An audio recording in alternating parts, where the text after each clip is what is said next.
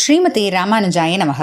பிரபன்ன பாரிஜாதாய தோத்ரவேத்ரைகபாணயே ஞானமுத்ராய கிருஷ்ணாய கீதாமிருததுஹே நமः. நாள்தோறும் பகவத்கீதையில் நாம் இப்போது விபூதி யோகம்ன்ற 10வது அத்தியாயத்தில் இருக்கோம். இதில் அர்ஜுன் கடந்த சில ஸ்லோகங்களாக பகவானோட புகழெல்லாம் பாடிட்டு வந்துட்டு, அது மட்டும் இல்லாமல் இப்போ திடீர்னு அர்ஜுனனுக்கு பகவான் பற்றி இன்னும் நிறைய தெரிஞ்சுக்கணும் அப்படின்ற ஒரு ஆசை வந்துருச்சு. நிறையன்னா என்ன, பகவானுடைய உடைமைகள், அதாவது பகவானுடைய சொத்து. இந்த இடத்துல பகவானுடைய சொத்து அப்படின்றது பகவானுடைய நியமன செல்வம் அப்படின்ட்டு நற்குணங்கள், அவருக்கு எவ்வளவோ கல்யாண குணங்கள் இருக்கு இல்லையா, அதெல்லாம் பற்றி, அப்புறம் அவருடைய சக்தி, இது எல்லாத்த பற்றியும் தெரிஞ்சுக்கணும்னு அர்ஜுனனுக்கு ஆசை. சொல்லப்போனால் எந்தெந்த பொருளுக்குள்ளெல்லாம் உரைபவனா உன்னை நான் சிந்திக்க வேண்டும் அப்படின்ட்டு குறிப்பாக அர்ஜுனன் 17வது ஸ்லோகத்தில் கேட்டிருக்காங்க. இப்போது அதுக்கு பகவான் பதில் சொல்ல ஆரம்பிக்கிறாரு. 19வது ஸ்லோகம். ஸ்ரீ பகவானுவாச்ச ஹந்ததே கதயிஷ்யாமி திவ்யாஹ்யாத்ம விபூதயः பிராதான்யதः குரு ஸ்ரேஷ்ட நாஸ்த்யந்தோ விஸ்தரஸ்ய மே. குருஸ்ரேஷ்ட, அதாவது குருகுலத்தில் சிறந்தவனே அப்படின்ட்டு பகவான் அர்ஜுனனை குறிப்பிட்டு கூப்பிடுறாரு.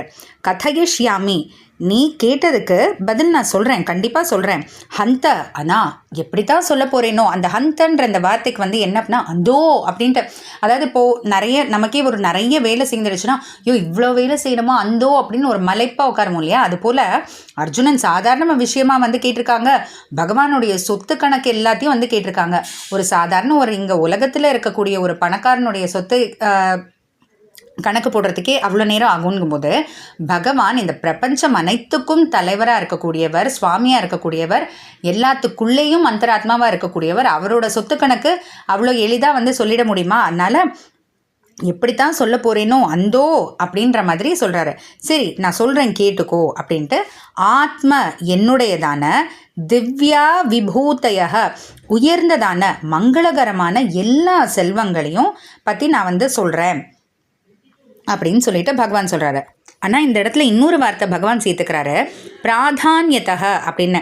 அதாவது என்னுடைய எல்லா செல்வங்கள்லையும் அதுக்குள்ளே உயர்ந்ததாக இருக்கக்கூடியதை மட்டும் தேர்ந்தெடுத்து, பிராதான்யத்தக அதை மட்டும் தேர்ந்தெடுத்து நான் உனக்கு சொல்கிறேன் அப்படின்ட்டு. எதனால் பகவான் அப்படி சொல்கிறாரு?